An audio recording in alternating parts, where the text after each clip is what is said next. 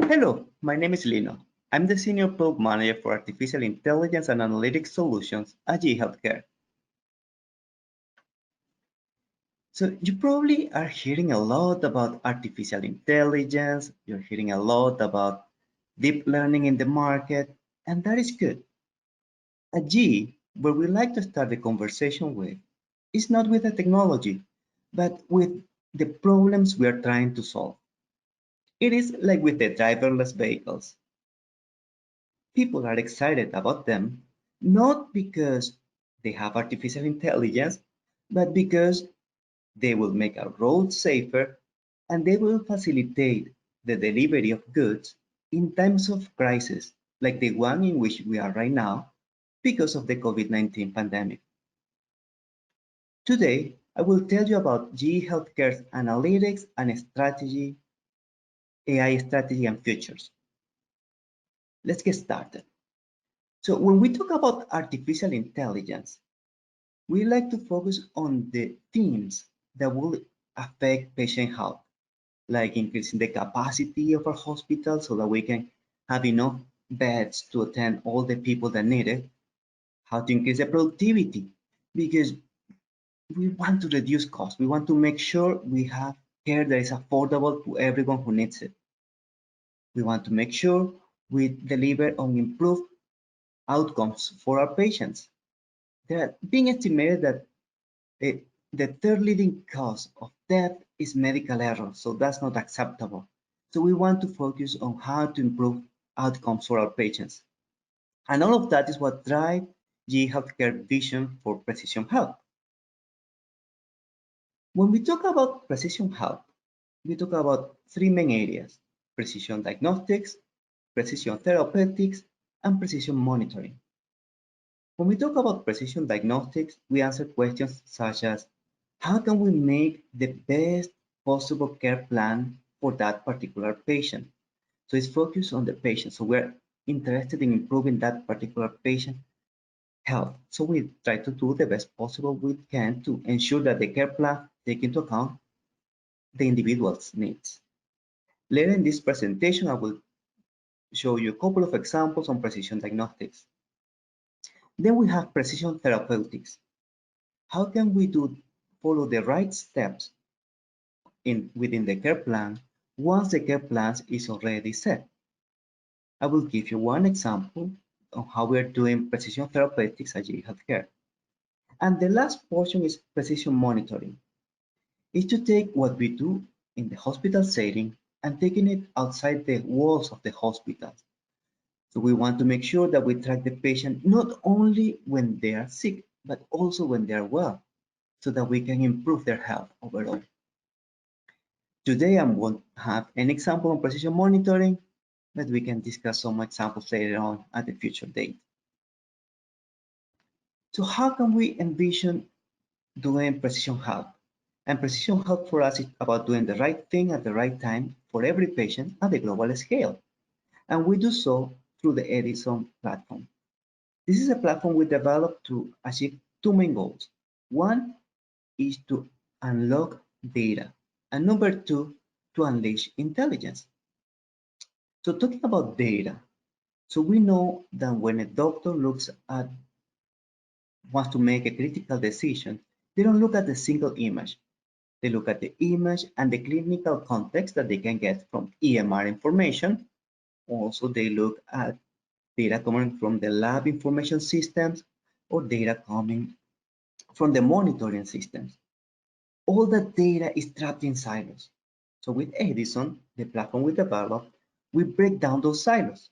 So we make the data accessible to doctors and also to artificial intelligence so that the clinicians can make the best possible decision.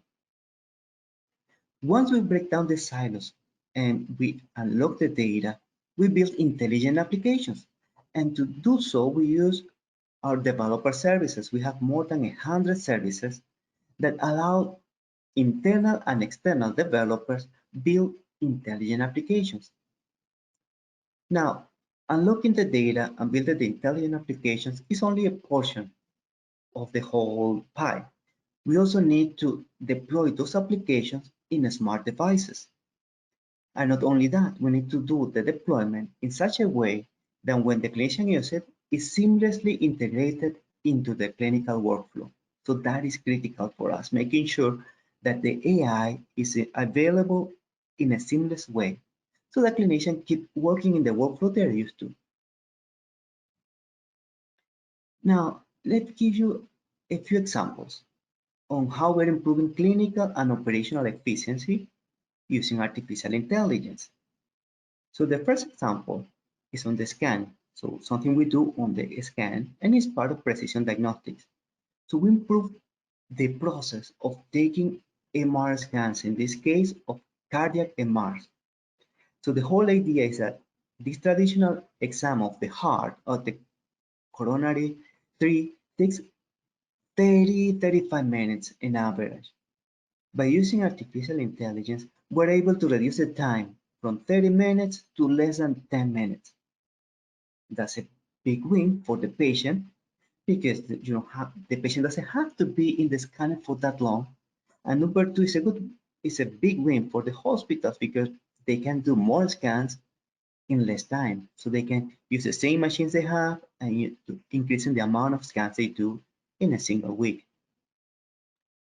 Now, another example of precision diagnostics is about spine labeling. In this case, we have CT scans that could be taken for general imaging or for oncology or for trauma. And what we're doing in this case is that once the image is taken from the scanner and we send it to the PACS, automatically the AI will label all the vertebrae in less than 5 seconds. And this is very important because you can think about it.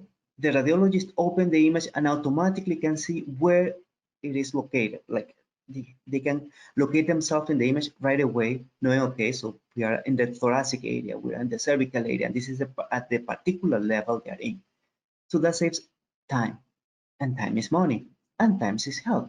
So that's why it's important to build tools that can easily quantify or can easily identify areas in the images for doctors to just make smaller changes and go on with the diagnosis.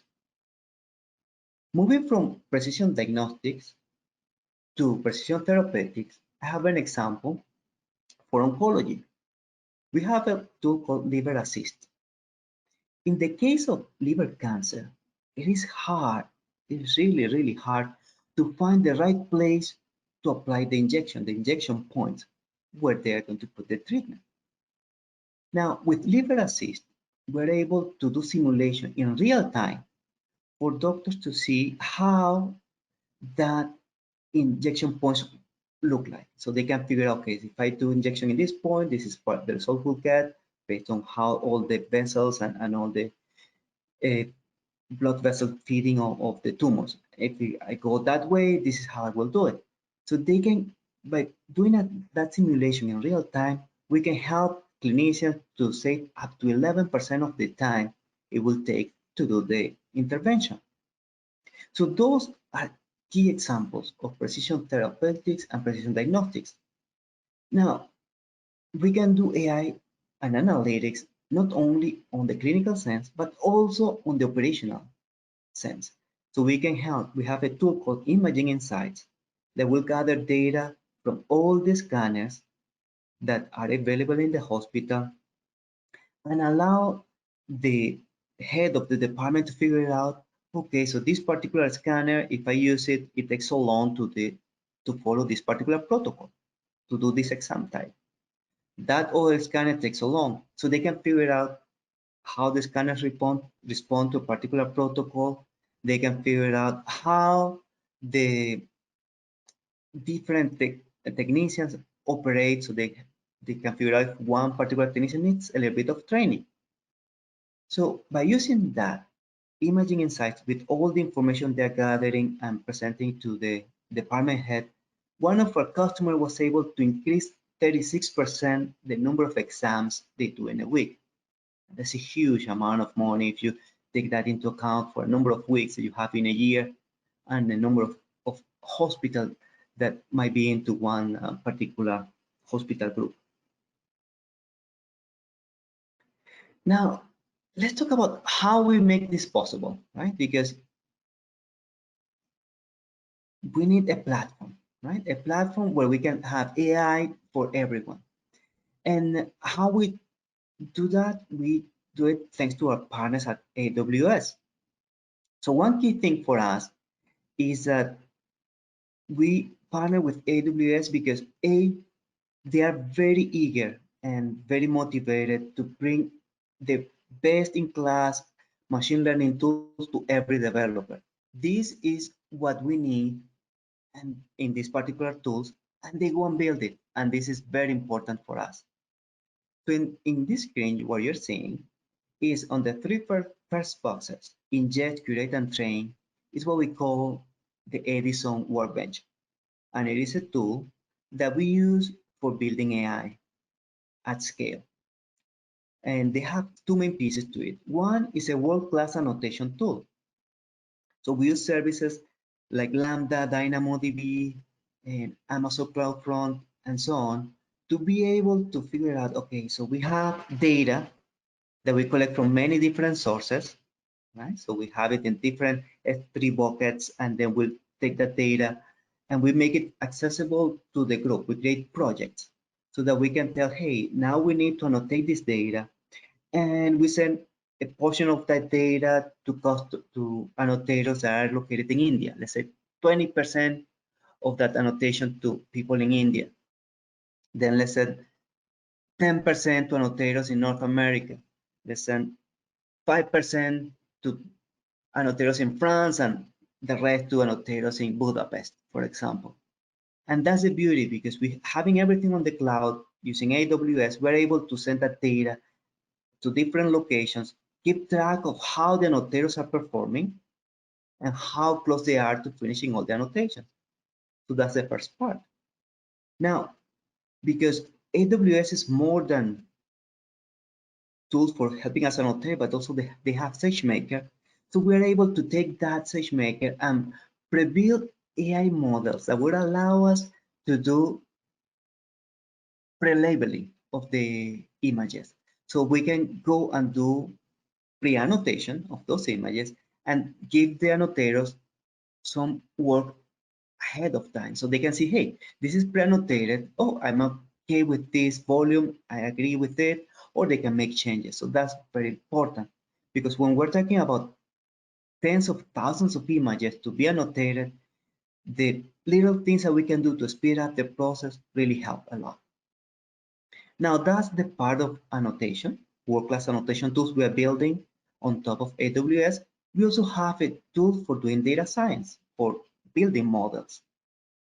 So this tool, based on what we have from SageMaker and all the capabilities that AWS gave us, we're able to create templates.